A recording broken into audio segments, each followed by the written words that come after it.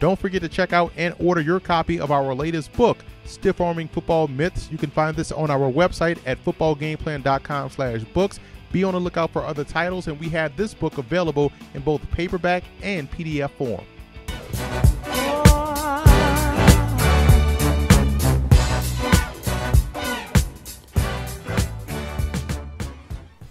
Welcome to footballgameplan.com, where football makes sense. I'm Emery Hunt, the czar of the playbook. Bring you our 2015 NFL team preview for the New York Giants. And let's get this video kicked off by taking a look at the quarterback position. Eli Manning played some really good ball last season, throwing for over 4,400 yards and 30 touchdowns and a passer rating of 92.1. Going into his 12th season, the two-time Super Bowl winner should be able to do more of the same, as the Giants have beefed up the offensive line and the return of Victor Cruz to the offense. Eli is always available, which is key. He's tough and has put together a really solid career in New York. Ryan Nassib is entrenched as his number 2 guy, but you would like to see him take significant strides this preseason.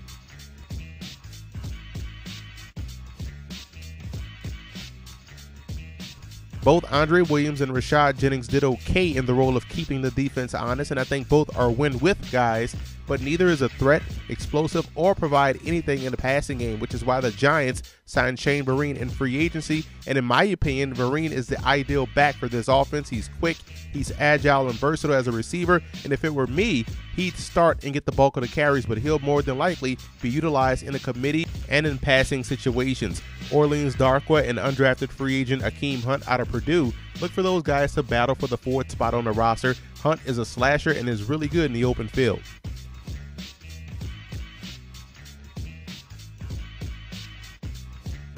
If Victor Cruz is back at 100%, then the Giants, I believe, have the best receiving core in the NFC East. Cruz does a lot of damage in the short intermediate area and is dangerous after the catch, which sounds very similar to last year's first-round pick Odell Beckham, who put on a show once he entered the lineup. Beckham is a more explosive version of Cruz, and Ruben Randle rounds out the trio. Randle seems to have found his level of consistency, which has made him a threat in this offense. And I'm a big fan of the Dwayne Harris signing in free agency. He instantly upgrades the return game, but I think he has a ton of upside as a wide receiver, and he'll get that opportunity with the Giants. The G-Men also have 2 big-bodied wide receivers in Corey Washington and rookie Jeremy Davis out of UConn. Both have upside, but reps will be hard to come by, and the same can be said for Preston Parker, who was here last year. At tight end, Larry Donnell had a hot start to the season in the passing game, but you want to see him round out his game in the blocking department. Daniel Fells gives them a steady veteran presence, and Big Blue is still waiting for Adrian Robinson to break out. But the sleeper in this group, I believe, is undrafted rookie free agent Will Tye from nearby Stony Brook. Tye is in the mold of Delaney Walker from an athletic and a receiving standpoint, and I got the chance to see him live last season versus William & Mary, and they had him returning kicks and punts, which speaks to his versatility and his athleticism.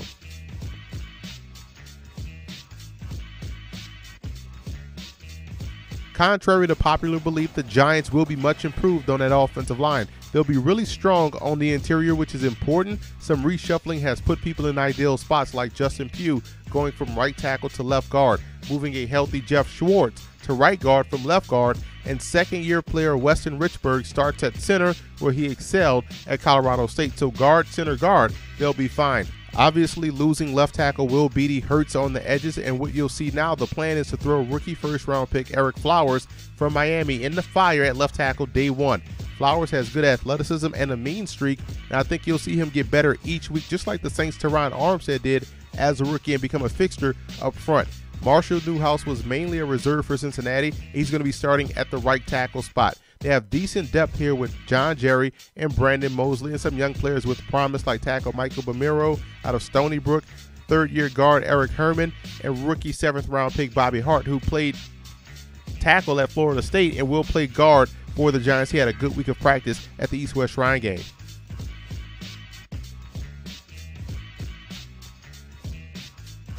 Now with the bizarre injury to Jason Pierre-Paul, you don't know how much time he'll miss, and that'll bring a lot of questions to the defensive line. There's a lot of youthful talent at defensive end with Demontre Moore, Kerry Wynn, and rookie 3rd-round pick Owa Adigizua out of UCLA. And one of the 3 will have to step up and provide that spark off the edge, opposite of free agent signee George Selvey, who comes over from the Dallas Cowboys.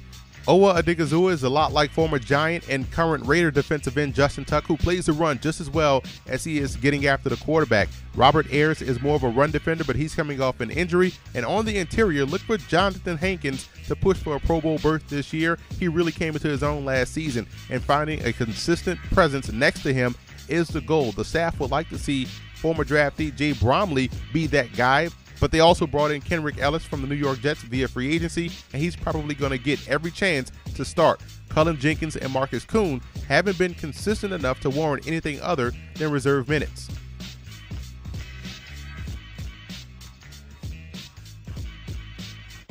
This is a position of serious question for the Giants, and if John Beeson can stay healthy for a full season, he's a difference maker. I think they're solid at Sam, as I believe last year's 5th-round pick Devin Kennard is a good player. He gets his chance to start.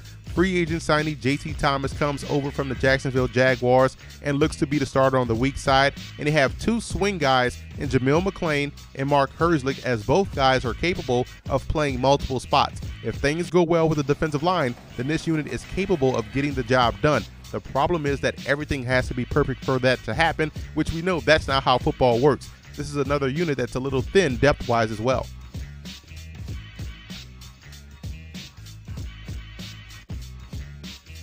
The Giants have two really good corners in Prince Amukamara and Dominic Rodgers-Cromartie. Amukamara is coming off an injury, but I really like the fact that he has gotten significantly better every season. And even though Rodgers-Cromartie dealt with nagging injuries last season, he's still dangerous to test because of his ball skills.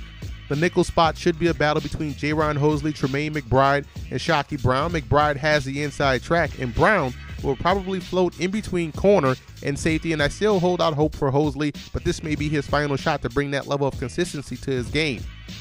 At safety, the Giants got a steal in round 2 with Alabama's Landon Collins, who was my #1 strong safety prospect in the draft. Collins is a lot like former Giant Antrell Roll, and I think he will have an immediate impact day one. The good part about the Giants' defense is that it emphasizes the combo safety, which means they value guys that are able to do both. So with that said, I think last year's 5th-round pick Nat Burhay is a guy that has a good chance to start opposite of Collins, as I see Cooper Taylor and rookie Mikael Thompson being more of a one-dimensional type of a player. And again, it wouldn't shock me to see Shockey Brown in the mix as well.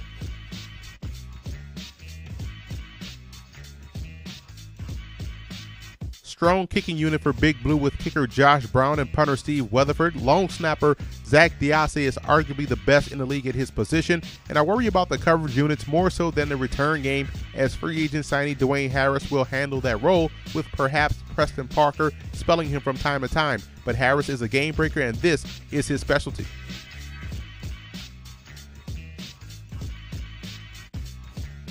I have the Giants finishing 4th in the NFC East. I think offensively, they'll be able to move the ball at ease against anyone and put up a lot of points. What I worry about is the defensive front 7, so I think Big Blue will be entertaining, but it'll be a lot of shootouts unless the defense surprises. I look for more of a 7-9 or 8-8 type season.